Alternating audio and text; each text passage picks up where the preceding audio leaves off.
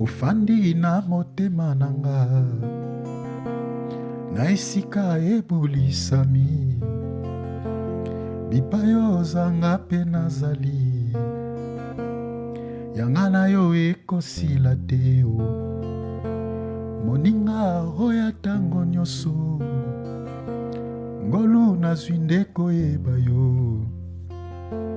yo nde osengeli mpo na nga Yesu yaya yo ndoza malamu natatoli na bomoi na nga Yesu nde mokonzi natatoli na bomoi na nga Yesu nde mokonzi nalingi na nga masi naponi na nga seyo po yo kotanga motema kaka yo papa osilisanga posa mokili likolo ya bolingo na yo kaka yo papa Yesu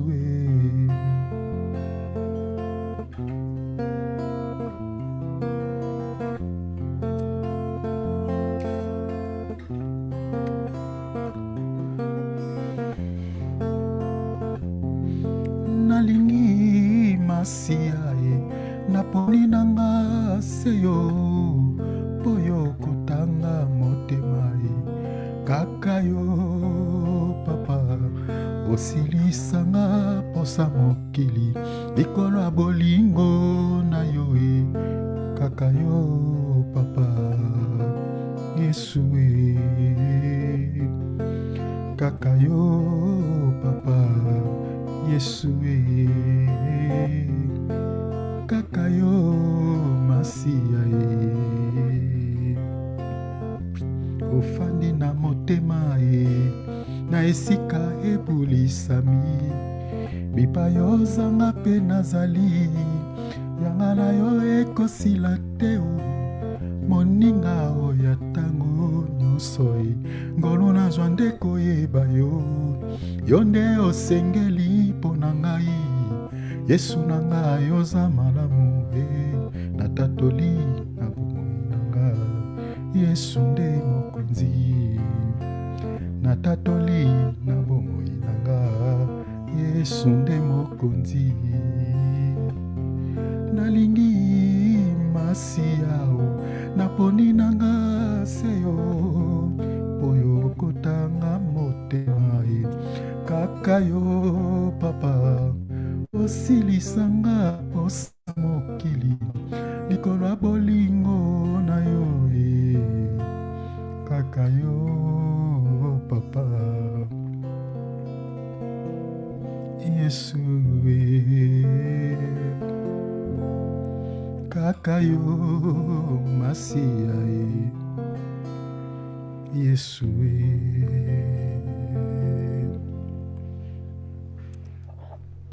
Que le nom du Seigneur soit béni. Prenons nos Bibles, prenons nos calepins. Alléluia. Gloire à Dieu. Mettons nos micros à mode silencieux. Que toute la gloire et l'honneur reviennent à Jésus. Nous continuons sur ces mêmes thèmes, sur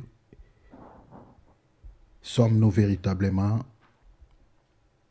à la fin des temps, et nous sommes en train de partager sur l'enlèvement, la disparition des chrétiens à travers le monde.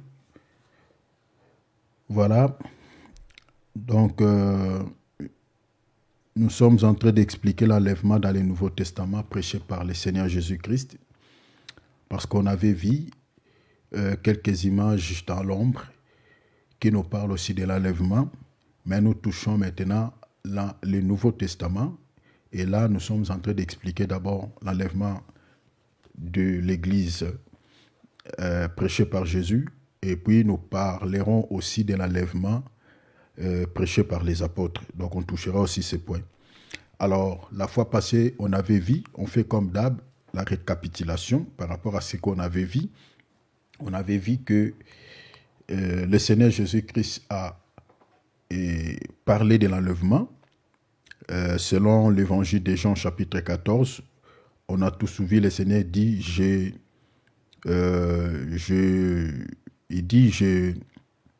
pars vers mon Père, donc je vais vous préparer une place et je reviendrai pour vous prendre. J'aimerais lire d'abord cette écriture pour que nous comprenions ce que le Seigneur dit ici par rapport à l'enlèvement. La Bible dit que votre cœur, je suis dans Jean chapitre 14, que votre cœur ne se trouble point, croyez en Dieu et croyez en moi. Il y a plusieurs demeures dans la maison de mon Père. Plusieurs demeures dans la maison de mon Père. Il dit, si cela n'était pas, je vous l'aurais dit, je vais vous préparer une place. Verset 3, il dit, et lorsque je m'en serai allé et que je vous aurai préparé une place, je reviendrai et je vous prendrai avec moi. Donc vous voyez ici, le Seigneur dit, je vais vous préparer une place. Il dit, je reviendrai. Donc revenir là, c'est ça au fait, l'image de l'enlèvement. Je reviendrai. Donc il va revenir pour faire quoi? Il va revenir pour pouvoir récupérer sa femme qui n'est rien d'autre personne que l'Église, moi et toi. Donc, quand il dit je reviendrai, c'est ça l'enlèvement. Le jour où il reviendra, c'est ce jour-là où les chrétiens vont quitter la terre pour pouvoir aller à sa rencontre.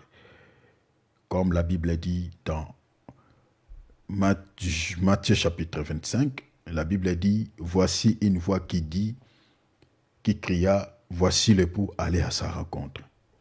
Donc c'est ce jour-là où les chrétiens vont dire, et c'est bientôt, c'est très bientôt, chers enfants de Dieu. Quand nous disons bientôt, c'est vraiment bientôt. C'est vraiment bientôt, parce que le Seigneur revient. Il revient. Donc le Seigneur revient.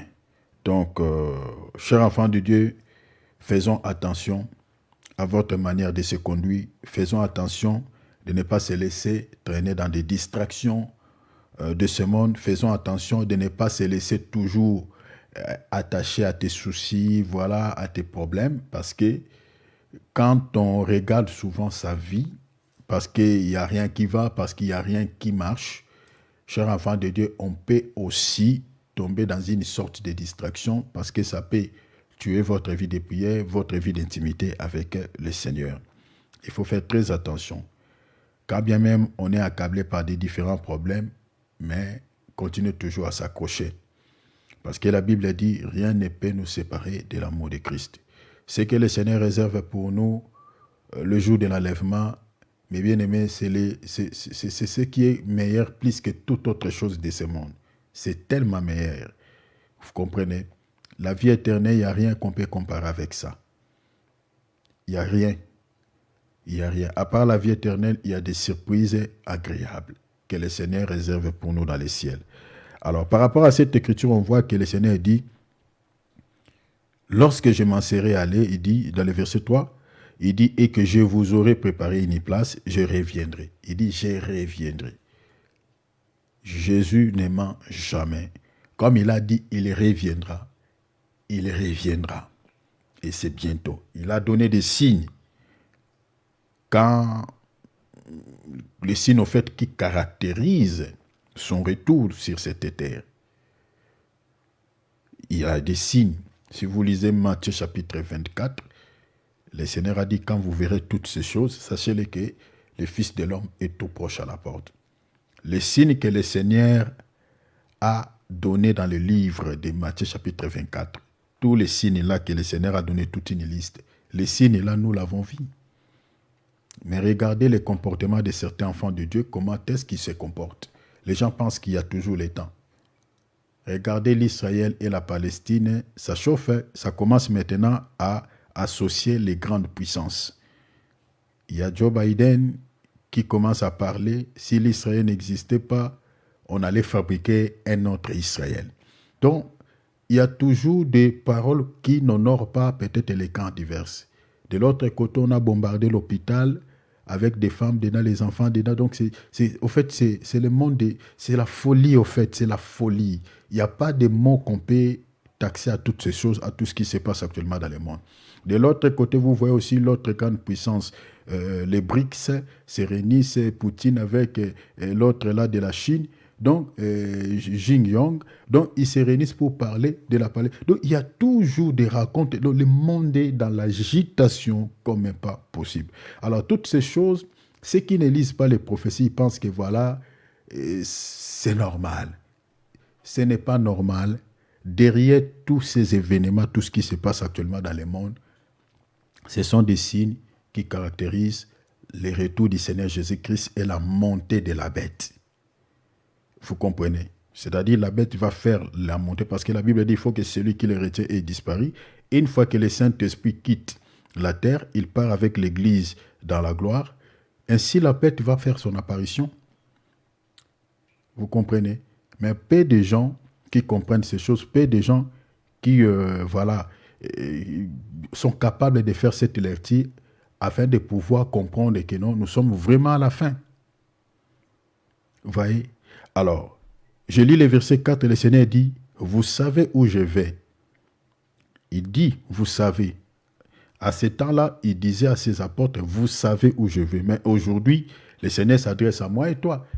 Donc, vous savez où je vais. Donc, il s'adresse à nous. Vous savez où je vais. Et il dit, vous en savez le chemin. Donc, c'est-à-dire, pour pouvoir aller vers lui, pour pouvoir aller là où le Seigneur est allé, le Seigneur dit, vous en savez les chemins. Donc, vous connaissez le chemin, vous connaissez la route pour pouvoir parvenir vers moi. Donc, vous comprenez déjà ici, parce qu'on ne parle pas des chemins, on parle les. Donc, c'est-à-dire, il n'y en a pas 2, 3, 4 chemins qui peuvent conduire les gens vers le Seigneur, vers le paradis, vers la félicité, vers Dieu. Il n'y en a qu'un. C'est pour ça qu'on dit, j'aime vraiment, des fois les français, il faut veiller aussi sur les articles. Donc, ici, on dit, vous en savez les chemins. Les chemins. Donc, quand on vous présente, par exemple, on dit que l'autre, si c'est Bouddha, on met les autres là, qui sont aussi des voies par lesquelles vous pouvez aller vers Dieu. C'est du mensonge, c'est du n'importe quoi. C'est du n'importe quoi. Il n'y en a pas plusieurs chemins qui peuvent conduire l'homme vers Dieu. Il n'y en a pas plusieurs. Il n'y en a pas plusieurs. Et il faut comprendre que, chers enfants de Dieu, dans le monde, il n'y en a pas 2, 3, 4 livres qui contiennent la vérité.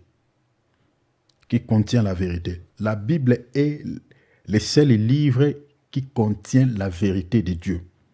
C'est le seul livre. Voilà pourquoi ce livre est souvent trahi, est souvent taxé de tous les mots. Il y a certains pays où on cherche même à supprimer, mais ils n'arrivent pas parce que c'est tellement entré. Il y a des gens qui ne vont pas accepter que cela soit aboli. Il y a certains qui veulent modifier même la Bible. Donc, prenons par exemple le pape ici à Rome. Il a dit qu'il y a certaines histoires dans la Bible, il faut les modifier. Tout simplement parce qu'ils veulent quoi? Ils veulent enlever certaines vérités, certaines parties dans la Bible, cacher la vérité aux enfants de Dieu et remplacer des mots, vous voyez, remplacer certaines choses qui n'ont rien à voir avec la pensée de Dieu. Chers enfants de Dieu, la Bible dit, vous en savez les chemins. Je toucherai aujourd'hui sur ça. Et il y a un serviteur de Dieu, un apôtre, qui va poser la question à Jésus dans les versets 5. Thomas lui dit, Seigneur, nous ne savons où tu vas. Celui-ci ne savait pas où le Seigneur allait. Il dit, comment pouvons-nous en savoir les chemins? Si on ne sait pas où tu vas, comment pouvons-nous savoir les chemins? Jésus lui dit, je suis, moi qui te parle là, je suis le chemin. Où est le chemin? Je suis le chemin, la vérité et la vie. Ni ne vient au Père que par moi. Donc vous savez, quand vous lisez la Bible, chers enfants de Dieu, nous sommes habitués des fois, quand on lit certains mots, on dit, ah, voilà, Jésus est le chemin et la vie. Mais bien aimé, si tu prends seulement ce verset 6, tu tu donnes à un homme, à un intellectuel, tu dis, lis un peu ces versets, qu'est-ce que tu comprends? Ça va lui compliquer un peu la tête. Parce que le mot chemin, selon la cyclopédie, ne peut pas être un homme, ne peut pas être quelqu'un. Si vous regardez selon les humains, on t'explique le chemin selon la définition des hommes. On dit que le chemin, ce n'est pas un humain. Le chemin, voilà, c'est une rue. Vous voyez, voilà où les gens passent. C'est comme ça un peu, cela est défini. Mais ici, Jésus dit non, moi je ne vous parle pas de ces chemins-là parce qu'il y a un chemin pour pouvoir aller vers Dieu. Il y a un chemin pour pouvoir aller vers le ciel.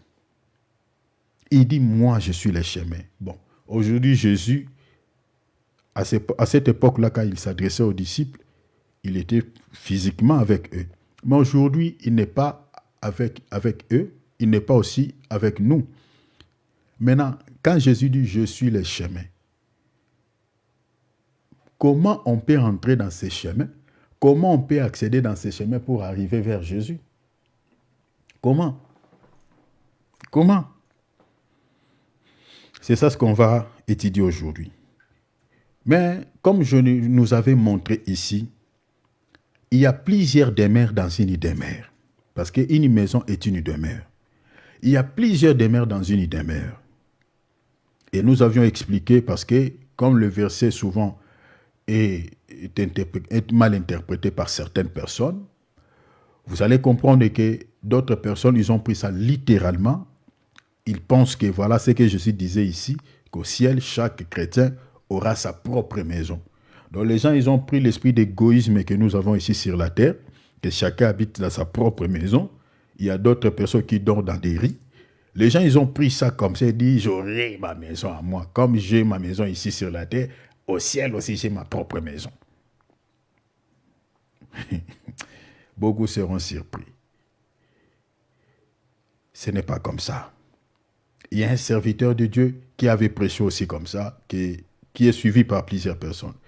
Chers enfants de Dieu, quand vous lisez la Bible, si vous ne comprenez pas une chose, ne donnez pas ta pensée pour en faire la pensée de Dieu.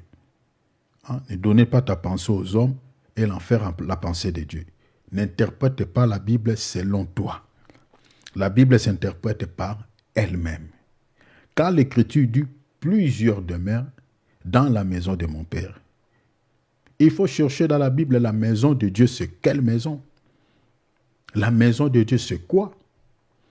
Et plusieurs demeures qui se trouvent dans la maison de Dieu, quelles sont ces demeures? C'est physique ou spirituel? On avait vu ici que la maison de Dieu, selon la Bible, c'est le temple. 1 Corinthiens 6, et plutôt 1 Roi chapitre 6, Salomon a dit, lorsqu'on bâtit la maison de Dieu, on s'est servi de pierre, tout ça. Non, plutôt, c'était dans 1 Roi, plutôt chapitre 8. On a vu, Salomon a dit, je bâtis une maison à l'Éternel, le lieu où sera ta demeure éternellement. Salomon a dit. Vous comprenez? La maison de Dieu, c'était le temple. C'est le temple que Salomon avait bâti, qui était l'image de la maison de Dieu, parce que Salomon a dit, le lieu où tu résideras éternellement. Mais en réalité, le temple de Salomon n'existait plus. Donc, alors que Salomon avait dit, ce temple, tu vas résider, tu vas demeurer dedans éternellement.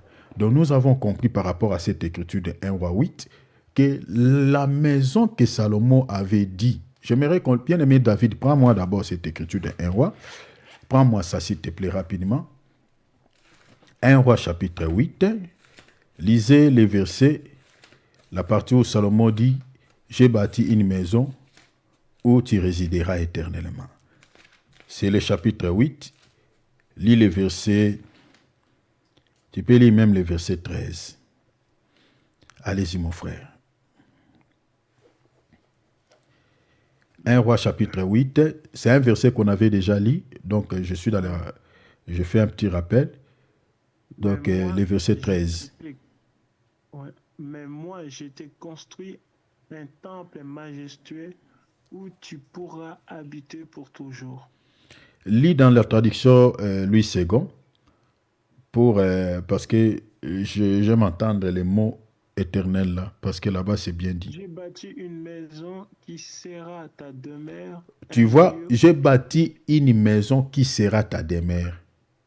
un Donc, vous lieu comprenez, où quand tu Jésus seras. dit, il y a plusieurs maisons dans la maison, plusieurs demeures dans la maison de mon Père. Dans la maison de Dieu, ce que vous devez déjà noter dans votre esprit, hein, garder dans votre esprit, c'est les temples. C'est ça ce qu'on appelle la maison de Dieu.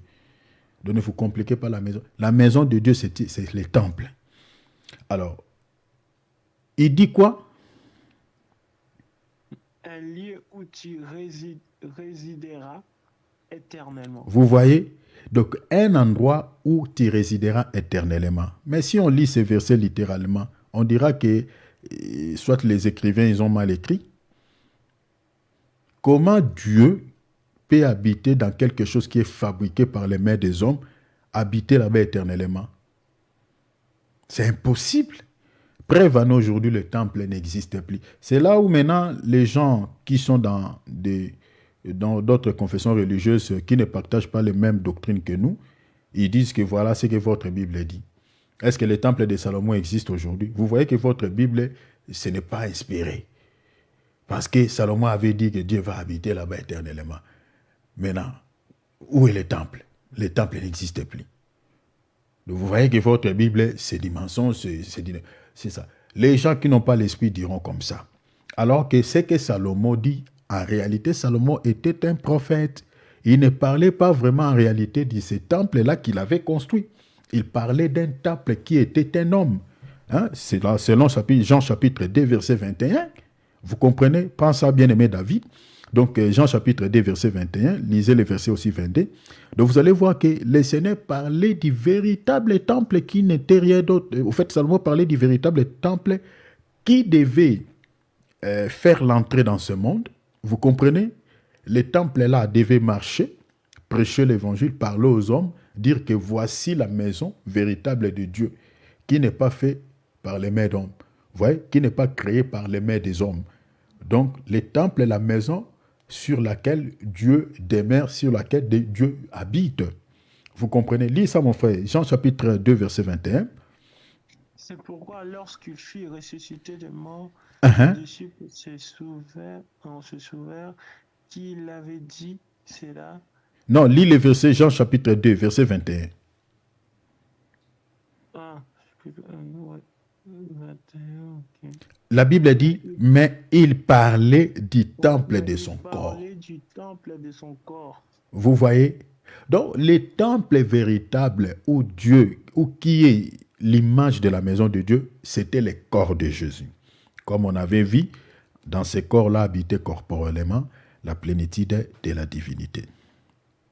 Si vous prenez encore Apocalypse chapitre 21, verset 3, vous allez voir que là-bas, on nous parlait du tabernacle.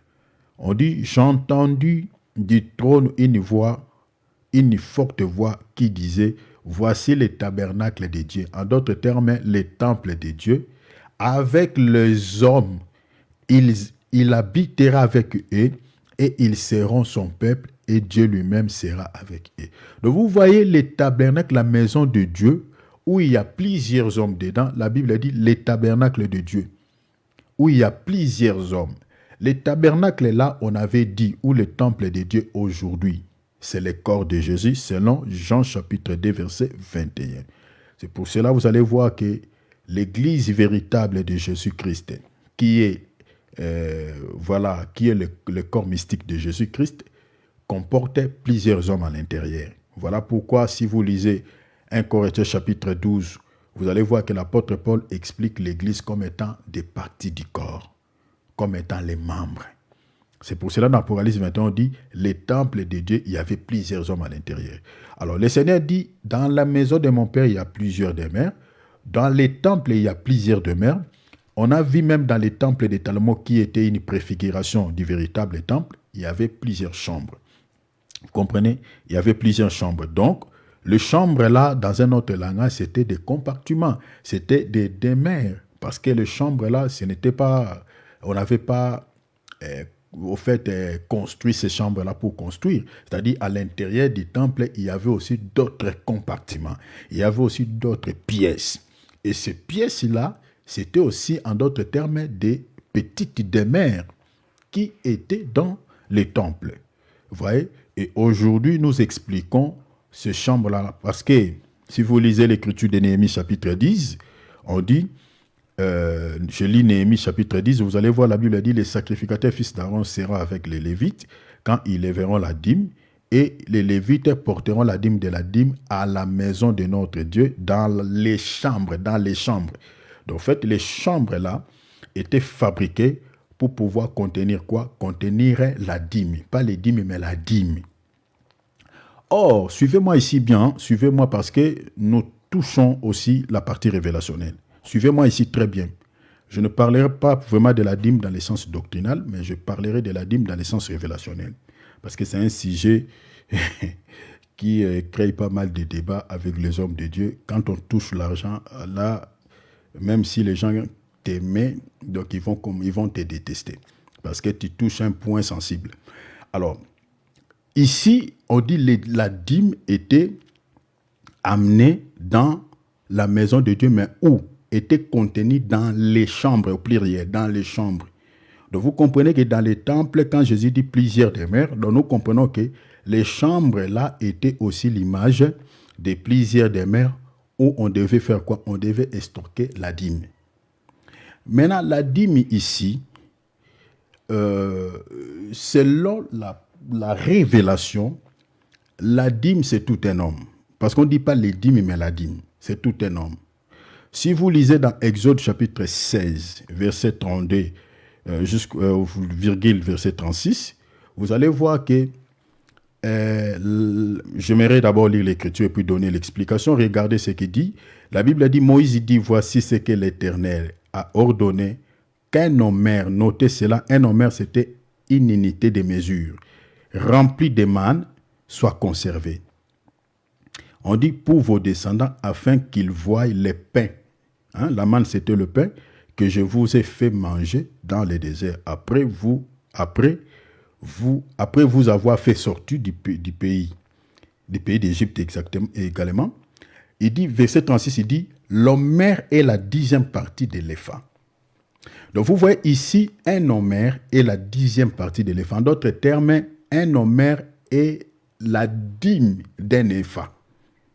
Donc c'est-à-dire, on a pris un homère de pain, hein, la manne, on a gardé ça, un homère, hein, c'est-à-dire une dîme de l'épha remplie de pain, on a conservé ça, on a placé ça où? Dans l'arche, parce que c'est là où on avait mis ça. Lisez Hébreux chapitre 9, verset 4.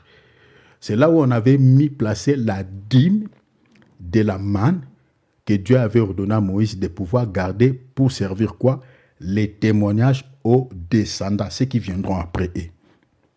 Déjà, les descendants ici, c'est nous. Hein? Dans la révélation, en tout cas, ça parlait de nous.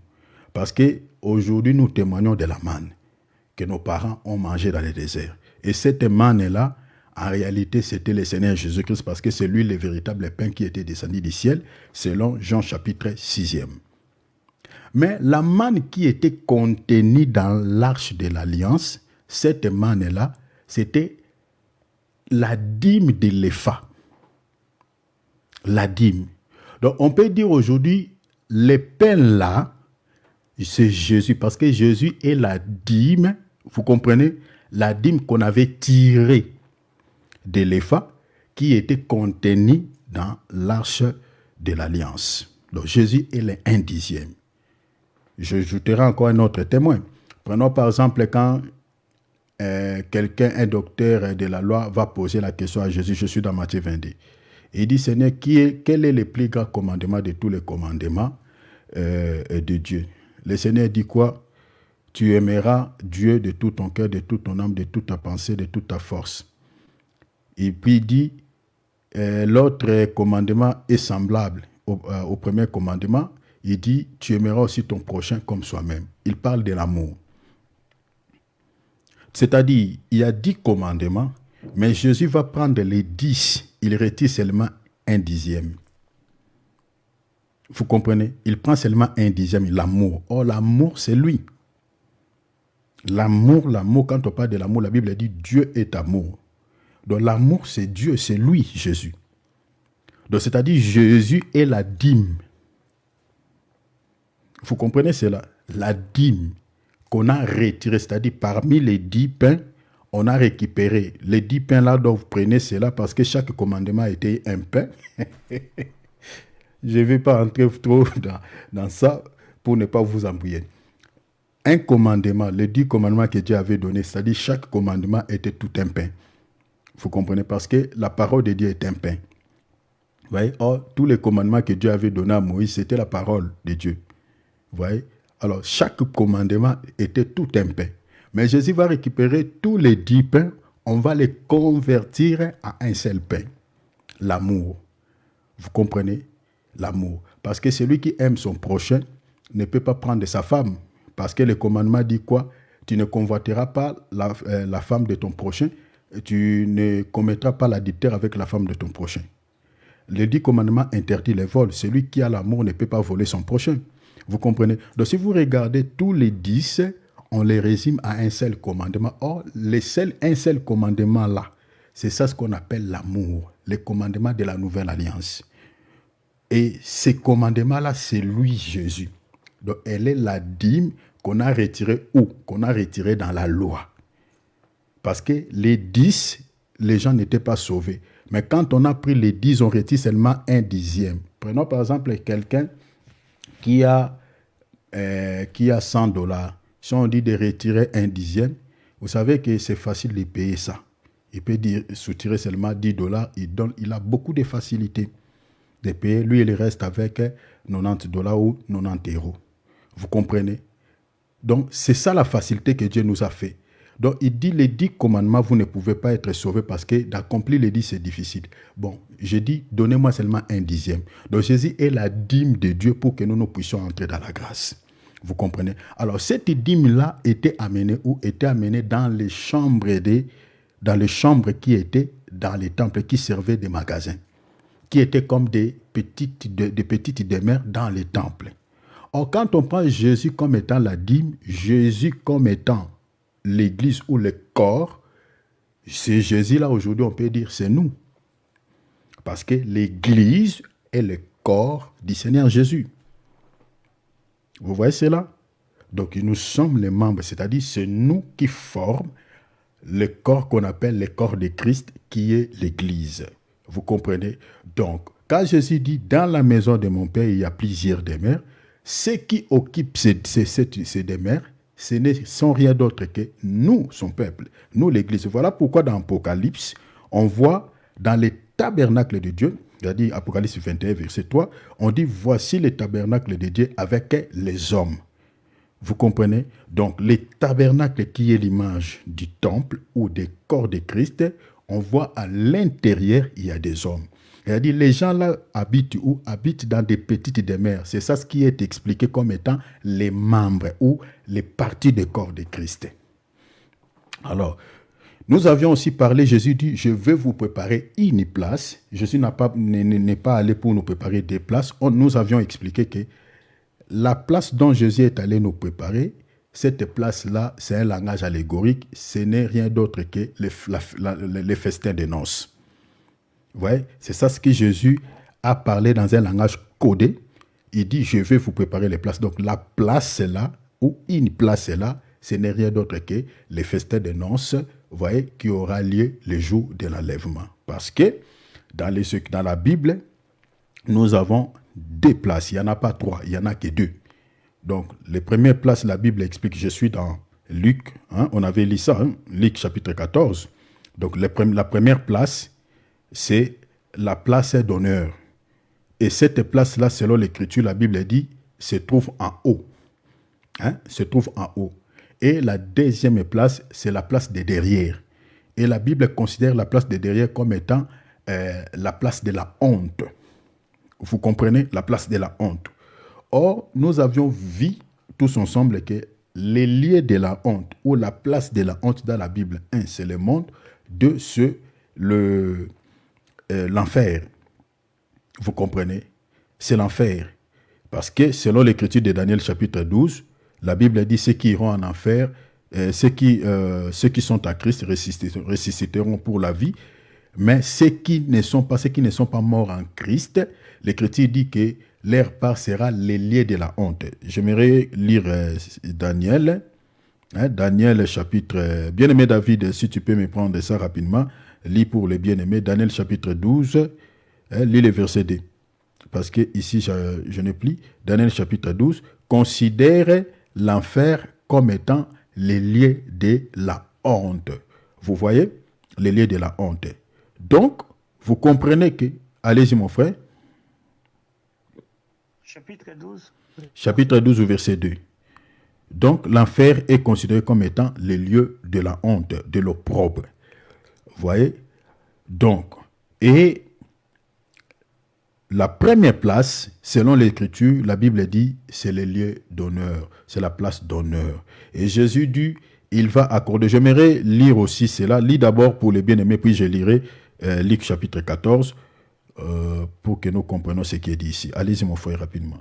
Plusieurs de ceux qui dorment dans la poussière de la terre se réveilleront, les uns pour la vie, et les autres pour l'opprobre. Pour l'opprobre, la honte éternelle. Vous voyez cela? Alors, je lis rapidement Luc 14, verset 7. Regardez, la Bible dit, il adressa ensuite une parabole aux convives. En voyant qu'ils choisissaient les premières places, il leur dit, verset 8, il leur dit, lorsque tu seras invité par quelqu'un à des noces, ne te mets pas à la première place. Vous voyez, nous avons la première place. Il dit de peur qu'il y ait parmi les invités une personne plus considérable que toi. Donc, la personne plus considérable que l'autre, nous avions dit que c'était l'Église. Et l'autre, c'est l'Israël. Parce que c'est lui qui avait occupé la première place dans les festins. Je crois que quand je toucherai, que le Seigneur me donne le temps, je vous parlerai que les festins des noces commencent ici sur la terre. C'est ici déjà les mises en place commencent. C'est ici. Si dans les corps mystiques de Jésus-Christ, tu n'as pas ta place, tu ne seras jamais enlevé. C'est-à-dire, les festins qui aura lieu là-bas au ciel, toi, tu n'assisteras pas. Mais la mise en place commence ici. Ici. C'est ici, on est en train de réunir les enfants de Dieu autour de la fête. C'est sur la terre. Et au ciel, ça sera maintenant la manifestation de ce qui était déjà sur la terre. Alors, ici, la Bible dit, ne te mets pas à la première place de peur qu'il y ait parmi les invités une personne plus considérable que toi. On dit, verset 9, et que celui qui vous a invité l'un et l'autre ne vienne te dire, cède la place à cette personne-là. Nous avions dit par rapport à cette écriture que cède la place à cette personne-là. Celui qui a cédé la place à cette personne-là. Quand on dit cette personne-là, on ne dit pas cette personne ici. Donc la personne était éloignée. Donc c'est-à-dire la personne qui était considérable, mais la personne-là était assise à la dernière place. C'est l'image de l'Église qui était éloignée, qui était assis à la dernière place. C'est-à-dire la position de l'Église jadis, c'était dans le monde, c'est-à-dire la dernière position. Voilà pourquoi il y a une écriture que les gens récitent beaucoup dans les prières. Seigneur, tu as dit, les premiers seront les derniers seront les premiers. Oui, dans la doctrine, on peut expliquer aussi ceux qui sont, voilà, ceux-là que Dieu a bénis avant, voilà, peuvent aujourd'hui revenir. Je ne sais pas comment expliquer ça. Voilà, parce que souvent, je ne vais pas le dire, hein, voilà, parce que beaucoup de gens expliquent cela. Voilà, ils prennent les gens, par exemple, qui sont bénis. Voilà, qui sont, voilà, par rapport à eux, sont les premiers. Et ceux qui ne sont pas encore bénis, c'est les derniers, mais le Seigneur peut... Bon, on peut tout dire par rapport à ça. Mais dans le sens contextuel vraiment de ces versets, ça n'a rien à voir avec tout ça. Le sens contextuel de ces versets, les premiers, c'est l'Israël, les derniers, c'est l'Église. Ça n'a rien à voir avec tout ce qui est charnel. Les premiers, c'est l'Israël, les derniers, c'est l'Église. L'Israël est les premiers par rapport aux alliances, par rapport aux promesses, par rapport aux commandements, par rapport à toutes ces choses. Nous, les nations, on ne connaissait pas Dieu, on était les derniers. Mais ceux qui étaient les derniers, qui étaient assis à la dernière position, aujourd'hui sont devenus les premiers, alors que c'était lui qui était le plus considérable dans les festins. Vous voyez, aujourd'hui, l'Israël a cédé la place. Cédé la place ici, c'est-à-dire l'Israël qui occupait la première place. Alors, il n'était pas censé d'occuper cette place-là. La place-là était réservée à l'Église, l'épouse de l'agneau. voyez, qui est la plus précieuse que l'épouse de l'agneau dans ce monde? Personne. Personne. La reine. Jésus est le roi. Sa femme, c'est la reine.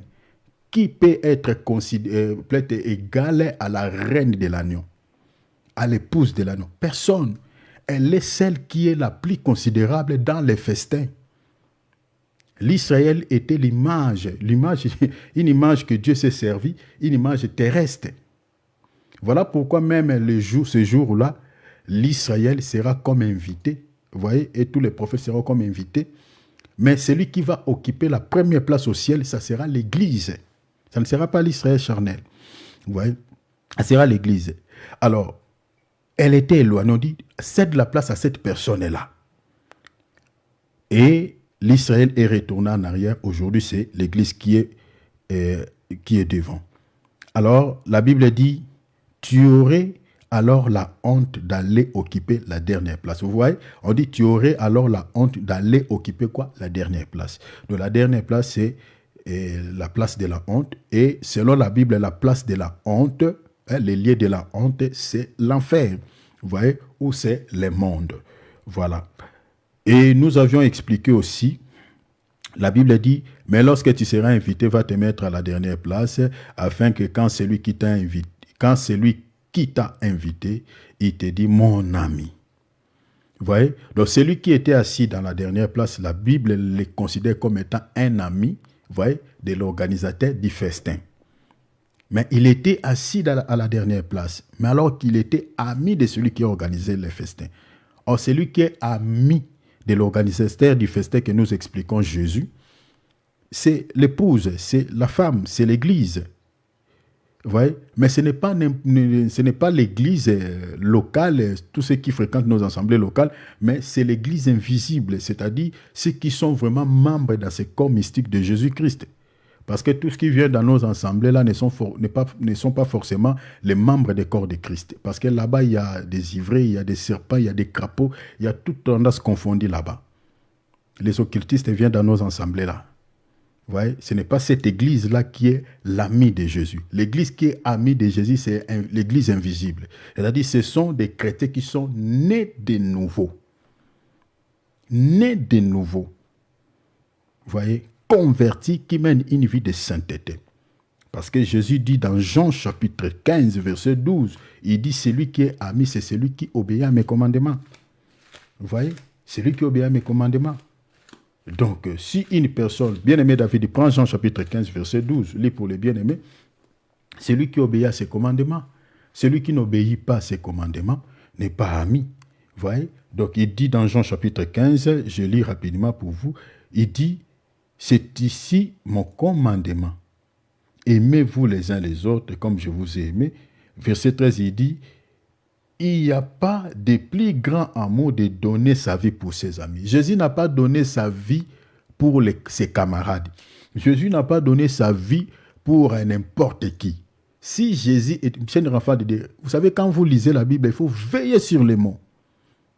Jésus a donné sa vie exclusivement pour ses amis. Ses amis. Il faut te poser la question, est-ce que toi tu es ami de Jésus? Si tu es ami de Jésus, gloire à Dieu, Jésus était mort pour toi. Mais tu sauras si tu es ami de Jésus au verset 14. La Bible dit, il n'y a pas de plus grand amour de donner sa vie pour ses amis. Donc Jésus, s'il était mort à la croix, la Bible dit, c'est pour son ami. Verset 14. Vous êtes mes amis, virgule, si vous faites ce que je vous commande. Ça c'est fort, hein?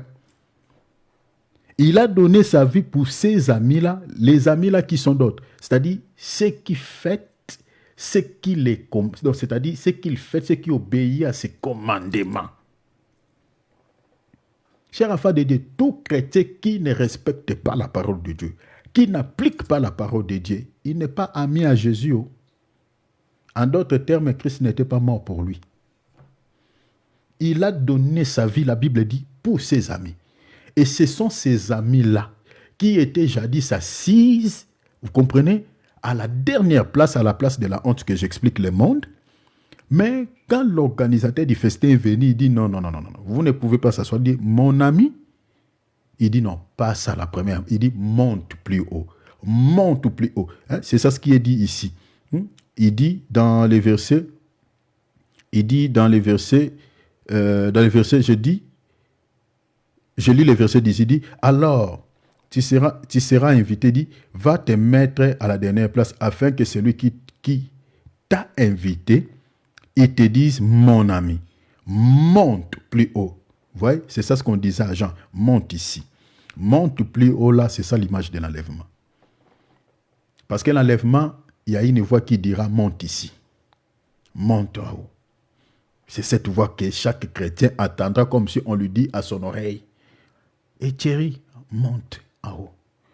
David, monte en haut. Hey, monte. C'est comme ça qu'on attendra ça.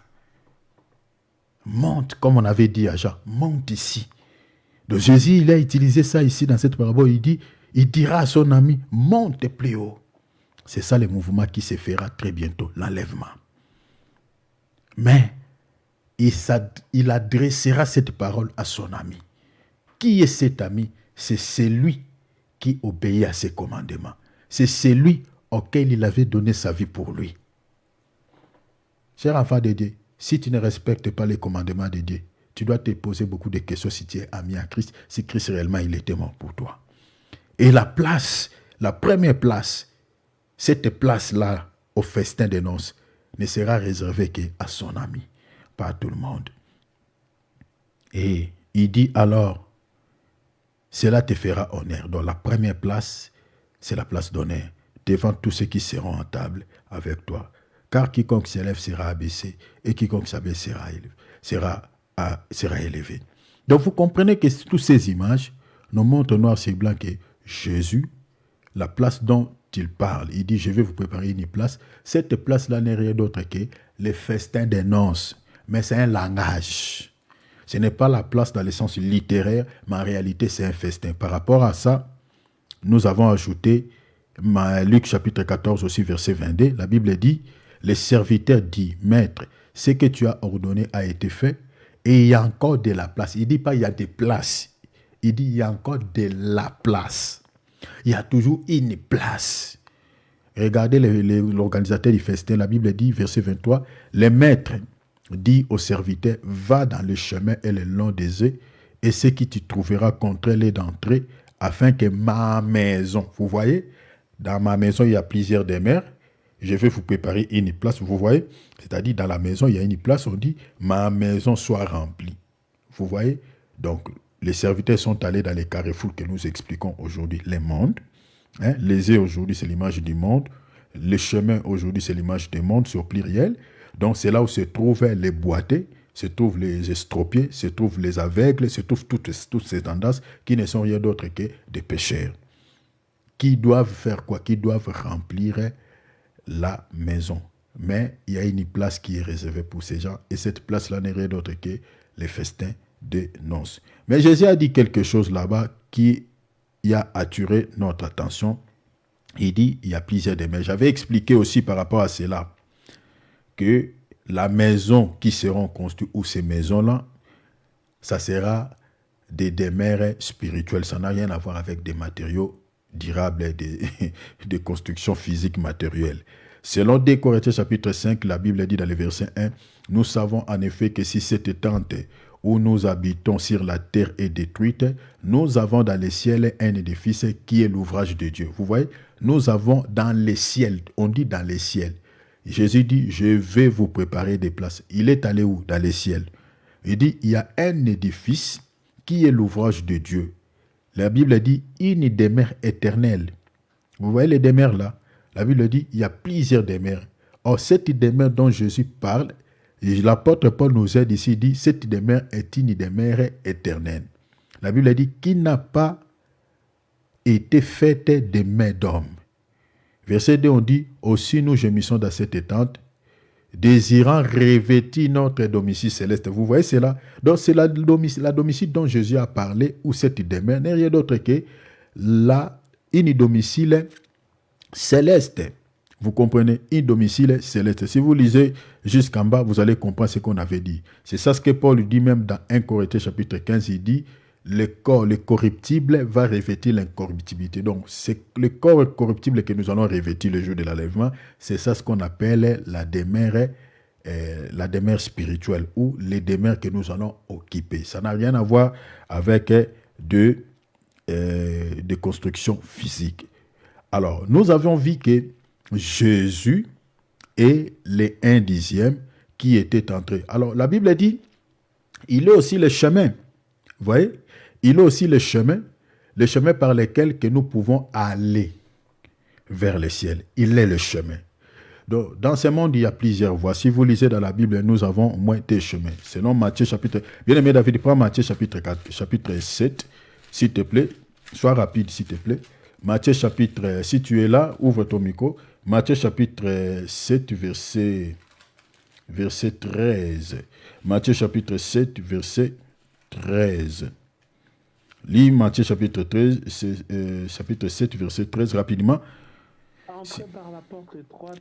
Entrez par la porte étroite, car large est la porte spacieuse. Vous voyez, on dit les chemins qui mènent à la perdition. Et il y en a beaucoup qui entrent. On dit il y en a beaucoup qui entrent par là. Lis le verset 14. Mais étroite et la porte resserrée. Vous voyez? Donc les chemins qui mènent à la vie, vous savez qui est la vie? Qui est le chemin qui mène à la vie? C'est Jésus. Vous voyez? On dit quoi? Et il y en a peu de gens qui les trouvent. Donc la porte qui mène à la vie, le chemin qui mène à la vie, la Bible dit est tellement petite. Petit. C'est un chemin vraiment qui est resserré. La Bible dit peu de gens qui les trouvent. Chers enfants de Dieu, quand vous voyez, il y a plusieurs fausses religions dans ce monde, cela ne vous étonne pas. Hein? Parce que là où il y a la vie, les chemins qui conduisent à la vie, ce n'est pas tout le monde qui les trouve. Hein? Ce n'est pas tout le monde. Donc si vous écoutez la bonne parole, vous êtes dans une église où on vous prêche vraiment Jésus, qui était mort à la croix. On ne vous caresse pas au sens des poils, voilà. On ne vous prêche pas, voilà, des choses, voilà, qui n'ont rien à voir avec votre salut. On vous prêche vraiment la doctrine que les apôtres nous ont léguée. Chers enfants de Dieu, restez là. Restez là. Parce que le chemin de la vie, la Bible dit, paie les gens qui les trouvent. Donc si on dit paie des gens qui les trouvent, c'est-à-dire c'est un chemin, mais bien aimé, si Dieu ne te fait pas grâce, tu peux chercher. Tu peux chercher là où il y a la vérité, tu ne trouveras pas. Parce que ce n'est pas toutes les églises où on parle de Jésus qui Jésus est là. Ce n'est pas toutes ces églises. Les églises catholiques citent le nom de Jésus. Les témoins de Jéhovah citent le nom de Jésus. On les appelle adventistes. Les autres là, il y a beaucoup d'églises. Certaines églises entre guillemets des réveils qui invoquent aussi le nom de Jésus. Mais ce n'est pas forcément parce qu'on cite Jésus, Jésus est là. Vous savez, l'église de Jésus, c'est là où il y a la bonne parole. C'est là où il y a la parole, la doctrine des apôtres. Là où la doctrine des apôtres est renversée, Jésus n'est pas là. Je vous dis, je lève ma main dans le ciel. Là où il n'y a pas la doctrine des apôtres, Jésus n'est pas là. Si les apôtres ils ont fait les choses dans le sens A, vous êtes dans une église où on fait les choses dans le sens B. Ça, ce n'est pas la doctrine des apôtres, donc Jésus n'est pas là. Parce que la Bible dit quoi? Ce n'est pas moi qui les vante. Éphésiens chapitre 2, verset 20. Verset combien? Oui, verset 20. La Bible dit, nous sommes édifiés par les enseignements, les fondements des apôtres et des prophètes et des apôtres de l'agneau. Nous, on ne fabrique rien. Tout ce que nous prêchons, c'est la doctrine que les apôtres nous ont léguée. Donc, si vous voyez dans une église, au lieu de suivre les traces des apôtres, on fabrique, on fait d'autres choses, Jésus n'est pas là. Jésus n'est pas là. Ça, je vous dis la vérité. Jésus n'est pas là. Ça peut faire mal, mais c'est la vérité. Jésus n'est pas là. Jésus n'est pas là. Jésus n'est pas là. Et la Bible dit, la porte étroite, la porte étroite, c'est Christ. Parce que c'est le chemin qui mène à la vie. C'est une porte qui ne frappe pas. Donc si vous n'avez pas l'œil, vous ne pouvez pas apercevoir cette porte. Vous pouvez les louper. Or, Jésus qui est la porte étroite aujourd'hui, c'est ça ce que je viens de dire, que la doctrine que les apôtres nous ont léguée. Parce que le fondement de l'Église, c'est Jésus. Je suis dans 1 Corinthiens chapitre 10, verset combien? 1 Corinthiens chapitre 10, je crois, 1 Corinthiens chapitre 3, plutôt verset 10. 1 Corinthiens 3, verset 10. Vous voyez, le fondement ou l'enseignement des apôtres, c'est Christ. C'est-à-dire l'évangile doit être christocentrique. Si l'évangile, Christ n'est pas au centre, ça c'est une autre chose. Hein? La Bible dit, car personne ne peut poser, je suis dans 1 Corinthiens 3, 11, car personne ne peut poser un autre fondement que celui qui a été posé, à savoir Jésus. Donc Jésus est le fondement. C'est-à-dire, en d'autres termes, les enseignements que les apôtres nous ont légués, c'est les enseignements que les apôtres ont reçus auprès du Seigneur. Hein? Matthieu 28, 19, il dit, enseignez-leur tout ce que je vous ai prescrit. Vous voyez? Mais si on fait des choses, on ne respecte pas les apôtres. En d'autres termes, on déplace la borne, on ne respecte même pas les fondements. Vous voyez? Alors, Jésus, c'est lui la porte étroite. Mais combien de gens aujourd'hui trouvent cette porte? Combien? Regarde tous les débats que nous avons aujourd'hui dans le monde. Donc, chacun veut garder sa doctrine, chacun veut garder ça. Bon, on laisse comme ça. La porte étroite, resserrée, très, très, très petite. La Bible dit, peu de gens qui les trouvent. Chers enfants de Dieu, pour trouver la vérité, trouver là où se trouve Jésus, il faut beaucoup prier. Il faut prier. Si le Seigneur ne t'aide pas, tu ne trouveras pas là où se trouve. Parce que la vérité dont je parle, c'est Jésus. Parce que c'est lui la vérité. C'est difficile pour que tu trouves la porte étroite. Il y a beaucoup aujourd'hui qui pensent prier Jésus, mais ils sont dans des salles d'attente qui conduisent en enfer. Mais regardez, dans les versets premiers, on dit quoi? Large est le chemin spacieux qui conduit où? Qui conduit à la perdition. C'est qu'on a beaucoup aujourd'hui. La Bible dit, large est la grande route. Beaucoup qui entrent par là. Regardez aujourd'hui des églises où, je peux dire quoi, je parle selon moi, où il n'y a pas Jésus. Où on ne prêche que des balivernes, on ne prêche que des choses qui caressent au sens du poil. Regardez ces églises-là, le nombre de personnes. Regardez comment les salles sont remplies. 5 000, 10 000, des églises qui comptent, je ne sais pas. Il y a beaucoup qui haranguent des foules. Large. Je ne dis pas forcément toutes ces églises. Dans tous les cas, il y a des exceptions. Mais la majorité, ce sont des fausses églises. La majorité. Parce que la Bible dit, large, la porte espacieuse et les chemins qui mènent à la perdition. La Bible dit, il y en a beaucoup qui entrent par là. C'est ça la vérité biblique. Donc là où il y a plus de gens, il y a beaucoup de gens, souvent, ce sont des larges. Là où vous voyez des églises où sont devenues comme des stades, comme, je ne sais pas, il y a beaucoup de gens. Déjà dans ces églises-là, quand vous dépassez déjà 5000 personnes, c'est difficile de vivre la communion fraternelle. Difficile. C'est pour cela, dans le Nouveau Testament, il y avait les églises étaient toujours de petits nombres, c'est-à-dire étaient scindées en des parties. Ils se connaissaient. Lisez même 1 Corinthiens chapitre 5, vous allez voir. Les églises étaient des petits groupes, c'est-à-dire quand quelqu'un vit mal, on saura directement. Dans 1 Corinthiens 5, quelqu'un est sorti avec la femme de son père. L'église était alertée, il était informé. Vous voyez? Mais aujourd'hui, dans toutes ces églises-là où il y a déjà plus de 2000, 3000, 4000 personnes, ceux qui vivent dans une vie de saleté, qui saura? Les anciens ne sauront pas, les pasteurs ne sauront pas, et ce chrétien-là est en train de vivre sa vie conforme. C'est compliqué. Et c'est ça large. Donc, vous voyez ici, nous avons deux chemins. Il y a un chemin qui mène à la perdition. Mais ça, c'est dans la doctrine. Mais le chemin qui mène à la perdition ici, je peux expliquer ce chemin aussi comme étant les chemins du lieu très saint, mais dans la loi.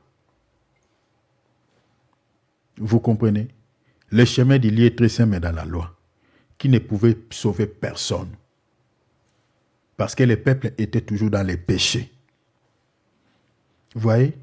C'était le chemin du lieu très saint, mais dans la loi. Regardez ce que la Bible dit si vous lisez par exemple dans 1 Corinthiens, plutôt dans Hébreu. Je lis Hébreu, rapidement, je lis pour vous Hébreu. Regardez ce que la Bible dit dans Hébreu chapitre 9. On va lire Hébreux. Lisons Hébreux, prenons Hébreux. Hébreux chapitre 9. Regardez. Vous allez voir que c'est le chemin du lieu très saint qui était barricadé. Et vous allez voir que personne. Je lis Hébreux chapitre 9 verset 7. La Bible dit, et dans les seconds, le souverain sacrificateur seul entrait une fois par an. Une fois par an, là, aujourd'hui, c'est l'année des grâces. Notez déjà cela. Selon Luc chapitre 4, verset 18. La Bible a dit, non sans y porter du sang qu'il offrait pour lui-même et pour le péché du peuple. Donc, vous comprenez que le souverain sacrificateur devait entrer dans les lieux très saints avec le sang. Où est-ce qu'il a pris ce sang? Il a pris ce sang-là sur l'autel, dans les parvis. Le temps me manque pour expliquer toutes ces choses. Parce que les parvis, c'est l'image de la terre, où les sacrificateurs devaient récupérer le sang de l'agneau qui est mort dans les parvis, qui est l'image de la terre, et le sacrificateur va transporter ce sang dans les lieux très saints, là où se trouve Dieu, c'est-à-dire les lieux très saints, c'est l'image du ciel. Il va aller là-bas, entrer là-bas. Pourquoi il amène le sang là-bas? La Bible dit, c'est pour d'abord son propre péché et pour le péché des peuples. Le but, c'est ça. Donc, pour que le Seigneur puisse pardonner les péchés de son peuple. Alors, verset 8, la Bible dit, le Saint-Esprit montrait par là que les chemins du lieu très saint n'étaient pas encore ouverts, tant que le premier tabernacle subsistait. Mais si vous lisez dans Exode, vous allez voir que les souverains sacrificateurs entraient dans les lieux très saints. Mais, sur le plan spirituel, en réalité, les lieux très saints, le chemin n'était pas ouvert. Et si le chemin n'était pas ouvert, les sacrificateurs allaient où? Allaient où? Donc le peuple était perdu.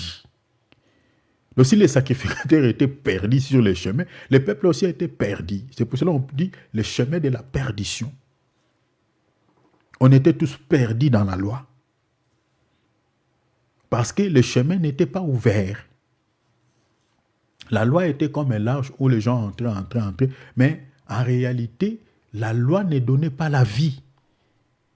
Parce que quand on parle du chemin de la perdition, c'est-à-dire les gens sont morts, on n'a pas la vie. Parce que le chemin est fermé.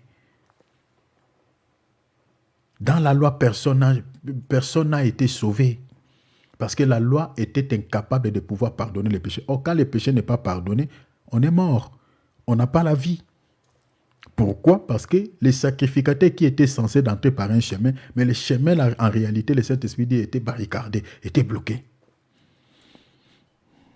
Et regardez, la Bible dit, verset 11, mais Christ est venu comme souverain sacrificateur. Donc vous comprenez que le mouvement que Aaron, qui était le souverain sacrificateur, faisait dans la loi, c'est le même mouvement que Christ va faire. Aaron amenait le sang, il récupère le sang sur l'autel, dans les parvis, il amène ce sang dans le lieu très saint. Et c'est le même mouvement que Christ va faire. Christ est venu comme souverain sacrificateur, la Bible dit, des biens à venir. La Bible dit, il a traversé les tabernacles plus grands et plus parfaits. Donc vous comprenez que les tabernacles terrestres n'étaient pas plus grands, n'étaient pas aussi parfaits. La Bible dit, un tabernacle plus grand et plus parfait qui n'est pas construit des mains d'hommes. C'est-à-dire, ce n'est pas de cette création. Verset 12, la Bible dit Jésus, il est entré une fois. Une fois. Or, les sacrificateurs qui entrent une fois dans les lieux très saints, il doit entrer par an, une fois. Or, une fois dont Jésus entre ici, selon Luc, la Bible dit il était venu annoncer une année de grâce.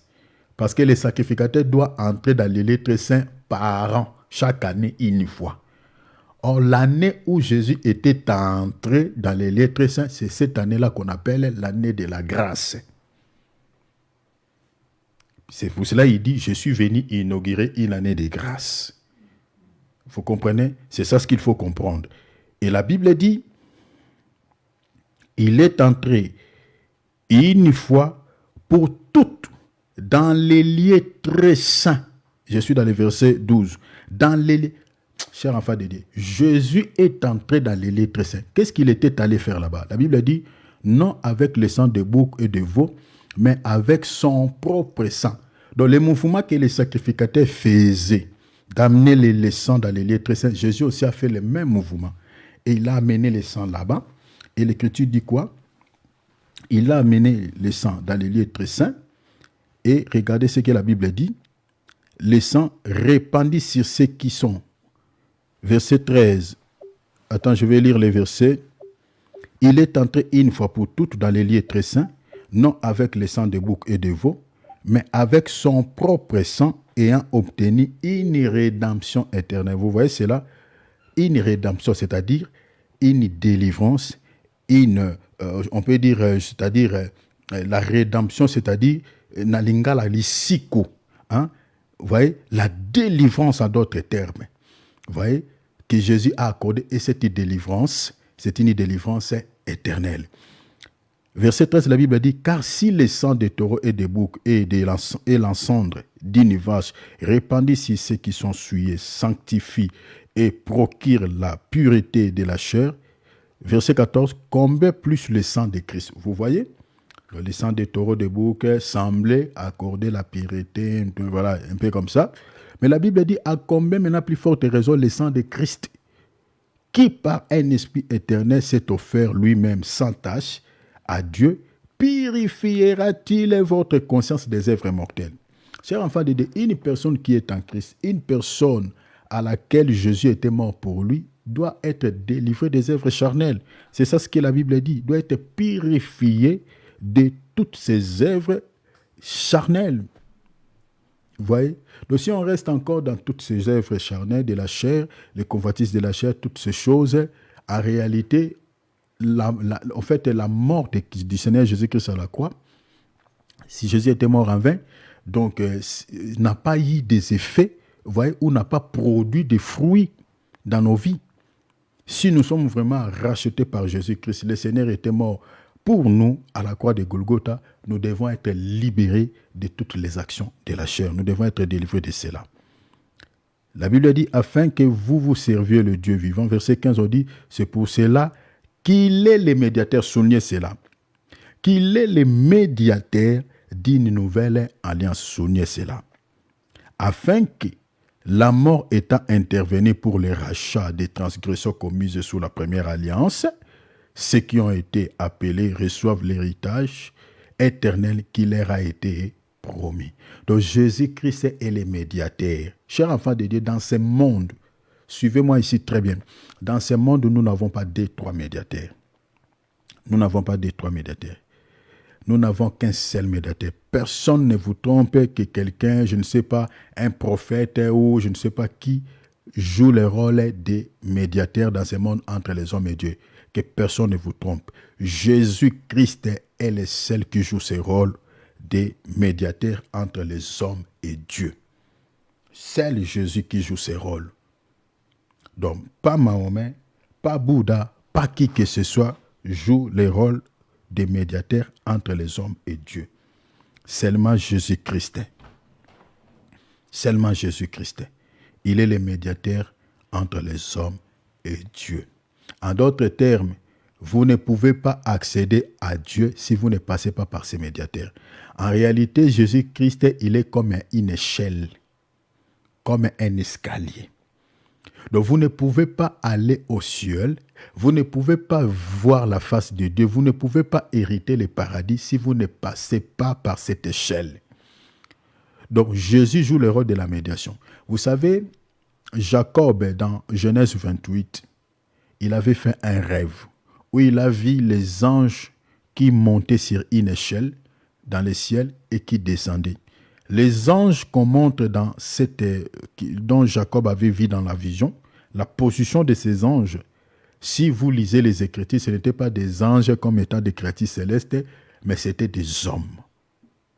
Parce que qui dit un ange est un esprit. Un ange, c'est l'esprit. Or, une personne qui est née de Dieu, la Bible dit, c'est un esprit. Il devient esprit. Je suis dans Jean chapitre 3, verset 8. Vous comprenez? Donc, celui qui est né de Dieu, la Bible dit quoi? Il devient un esprit. Or, les anges, la position de ces anges, parce que la Bible dit, les anges là montaient de la terre vers le ciel et descendaient. Or, si vous regardez les créatures célestes, et ils descendent, vous voyez, ils quittent le ciel, ils viennent vers la terre. Mais la position de ces anges que Jacob avait vus, et ils quittaient la terre, ils allaient vers le ciel. Vous voyez, donc c'était des hommes. Et les hommes là, ce sont des chrétiens qui sont nés de l'esprit, qui sont devenus des anges ou qui sont devenus des esprits. Mais ils montaient où? J'aimerais d'abord lire Jean, pour la précision, pour que vous compreniez. La position des évangélistes, d'abord Jean chapitre 3. Regardez, je lis les versets, verset 6. Ce qui est né de la chair est chair, ce qui est né de l'esprit est esprit. Vous voyez? Donc une personne qui vient de naître, qui est née de nouveau, la Bible dit, le fait qu'il est né de l'esprit, il est esprit. Verset 8. Je lis le verset 8, la Bible dit, le vent souffle où il veut et tu entends le bruit, mais tu ne sais d'où il vient, où il va. Il en est ainsi de tout homme qui est né de l'esprit. Vous voyez? Donc, il en est de tout homme qui est né de l'esprit. C'est-à-dire, une personne qui est née de l'esprit, en réalité, il devient esprit. Or, on voit les esprits, vous comprenez? Les anges qui sont des esprits, qui quittent la terre, ils passent par une échelle pour aller où? Aller vers le ciel. Or, l'échelle, au fait, cette échelle que Jacob avait vue, ici je suis dans Genèse 28, vérifiez cela, vous allez voir ça. Cette échelle que Jacob avait vue, si vous lisez dans Jean chapitre 1, verset 51, la Bible dit c'est Jésus, c'était Jésus. J'aimerais qu'on lise cela, j'aimerais qu'on lise pour que vous compreniez qu'on n'est pas en train d'inventer les choses. Frère David, prends-moi Genèse chapitre 28, s'il te plaît. Si tu es déjà là, tu peux lire, s'il te plaît. Genèse chapitre 28, allez-y. Verset combien? Oui, allez-y. Le verset, c'est combien? Allez-y, lis Genèse chapitre 28. Attends. Genèse chapitre 28.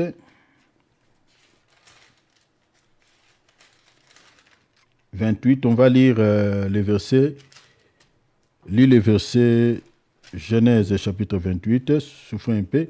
On va lire les versets. Lis le verset 10, rapidement, s'il te plaît. Lis le verset 12, rapidement, s'il te plaît. 12. Il vit un songe et voici une échelle était appuyée sur la terre et son sommet touchait au ciel.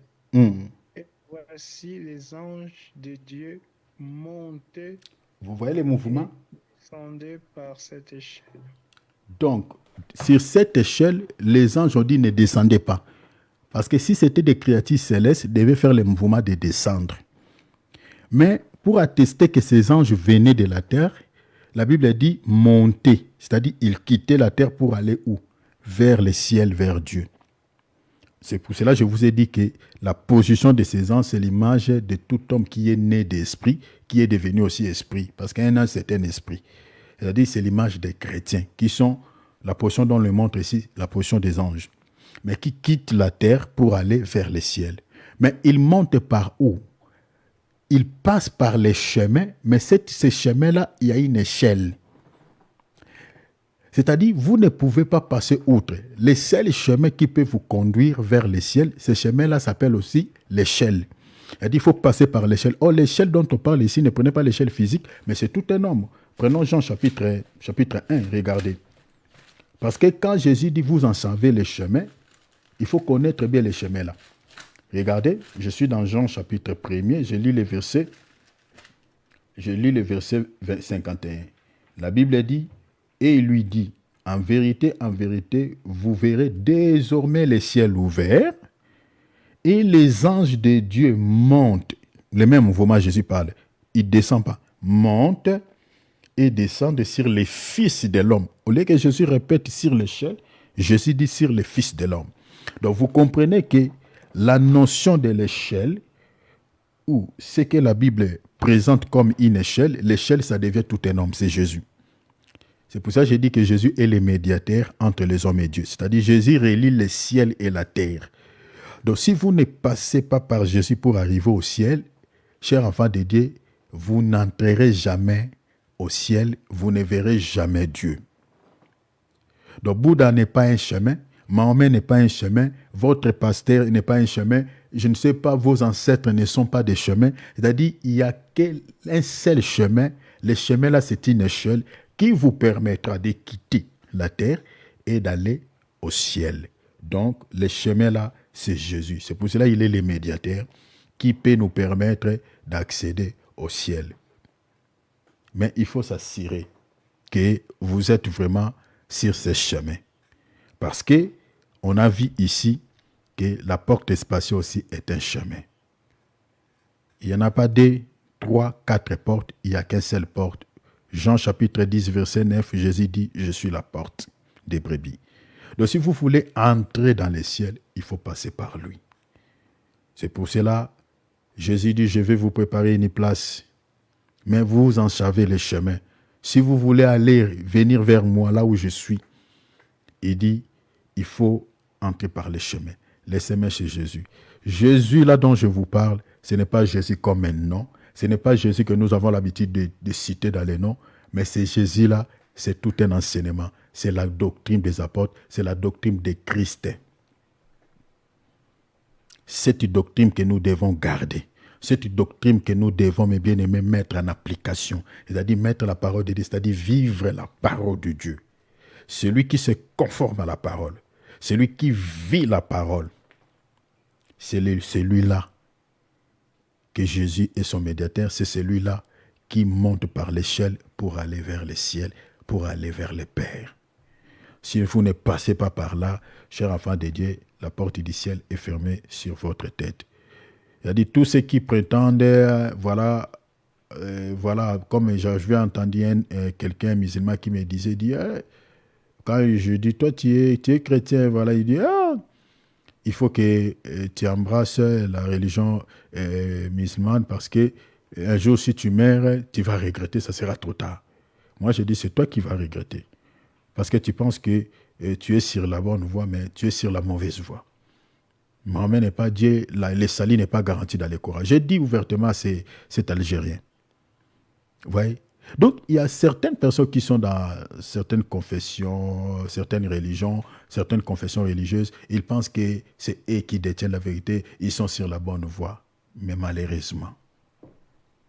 Et il s'adresse à moi, il me dit à moi qui y a la vérité, qui suis sur la bonne voie, qui est sur le chemin qui est la vérité, qui est Jésus. Il dit que moi, je suis dans l'égarement, je suis dans l'erreur. Alors que c'est eux. Chers enfants de Dieu, soyez heureux d'appartenir à Christ, d'écouter cette bonne parole, parce que vous êtes sur le chemin qui est Jésus. Vous montez sur l'échelle, tel que vous êtes là chaque jour, vous montez sur cette échelle qui est Jésus-Christ.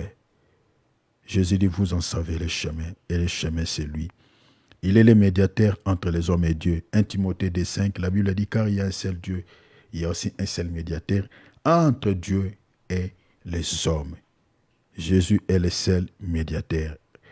Chers enfants de Dieu, nous allons prier, je m'arrête ici. Nous allons demander à Jésus qui nous aide. Nous avons vu, la Bible dit, il a donné sa vie pour ses amis. Et celui qui est ami, selon Luc chapitre 14, la Bible dit, la place qui lui est réservée, c'est la place d'honneur. C'est la première place, ce n'est pas la dernière place.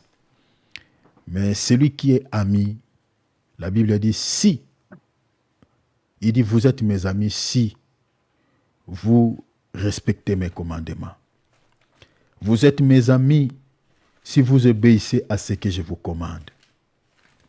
Vous êtes mes amis si vous respectez mes commandements. Vous êtes mes amis si vous faites ce que je vous commande. Est-ce que tu fais ce que Jésus te commande? Est-ce que tu obéis à ce que Jésus te commande? C'est ça la grande question. Celui qui est ami fait ce que Jésus lui commande.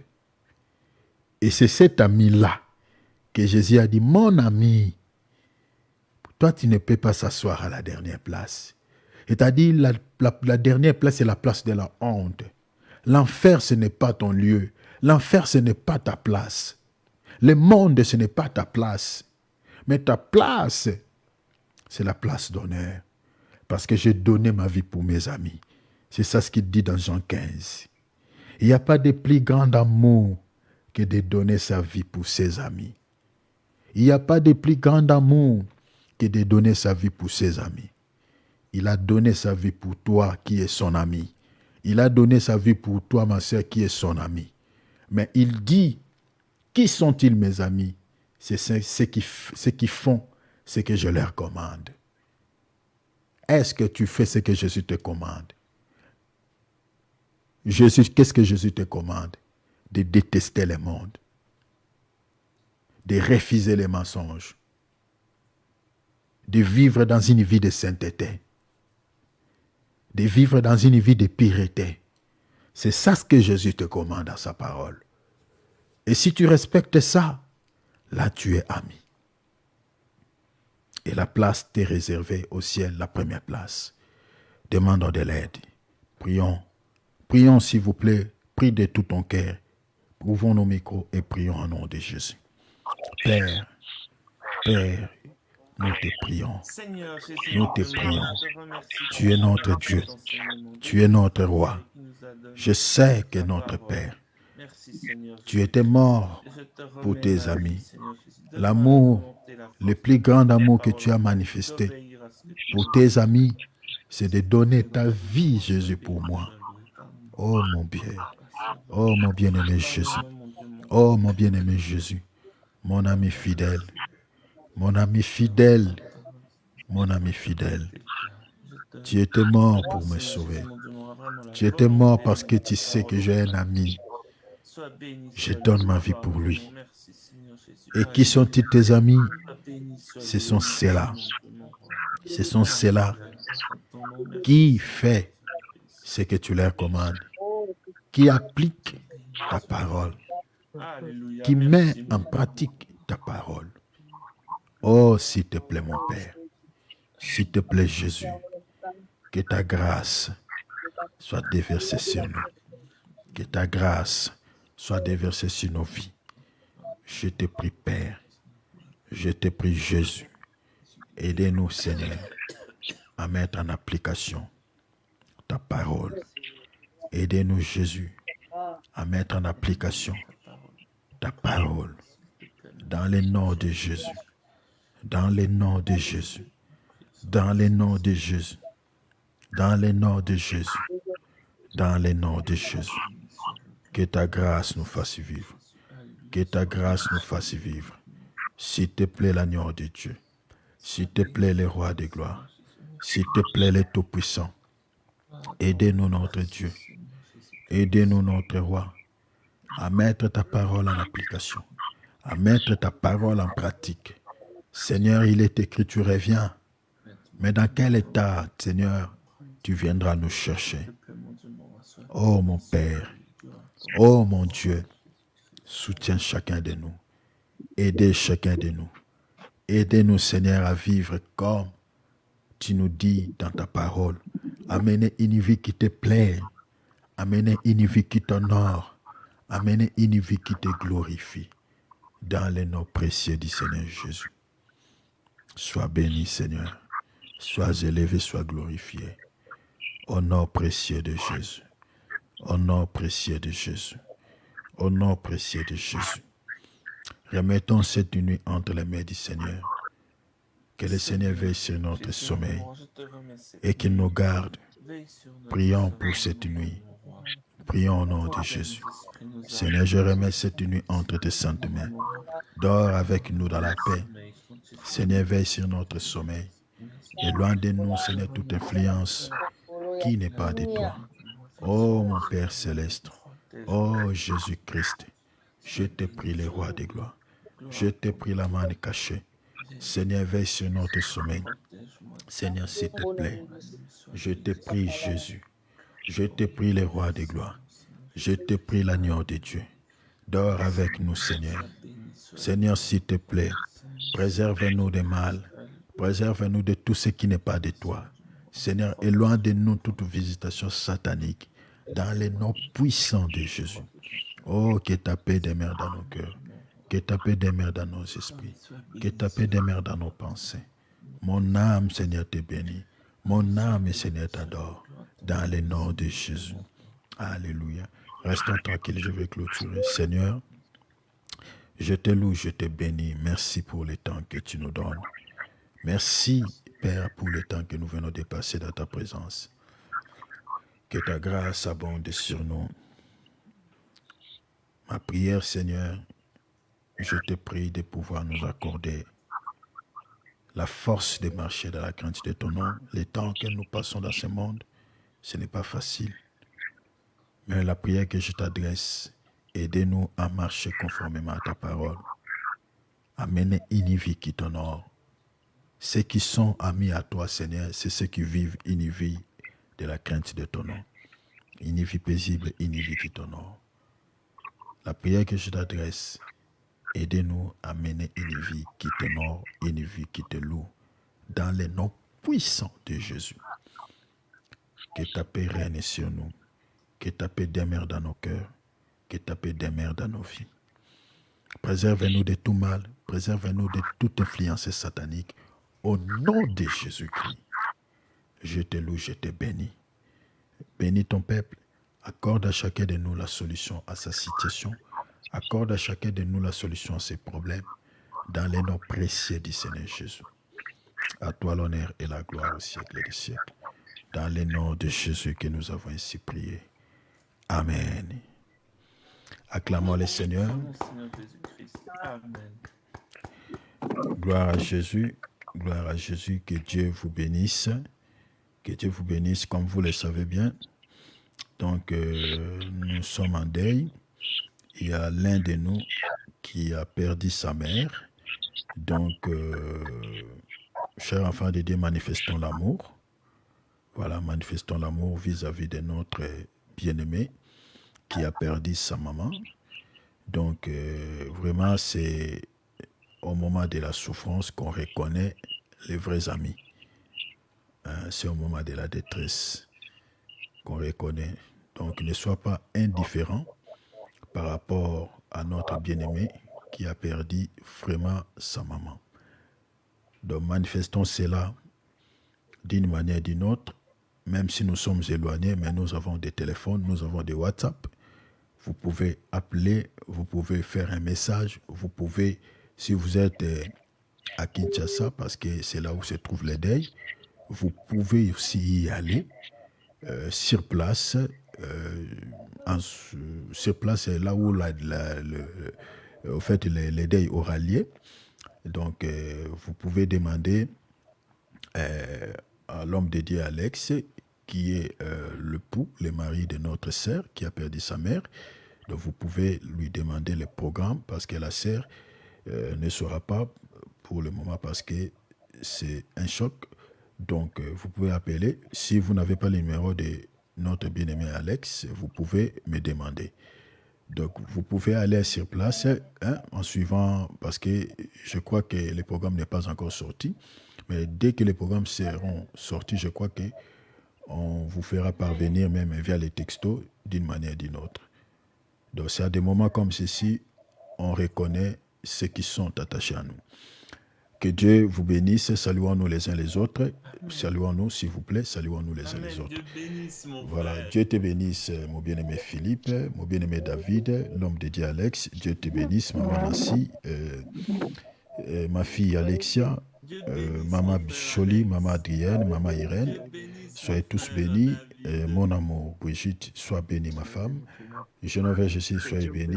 Maman Chantal, Michael, tous soyez bénis. Tous qui nous suivent au travers de nos différentes plateformes, et Dieu vous bénisse. Saluons-nous, saluons-nous, saluons-nous, s'il vous plaît. Soyez bénis à tous. Sois bénie, ma soeur Soyez Brévier. bénis, La bénis, famille, soyez bénis, papa, soyez bénis, à tous mes frères et sœurs et maman dans les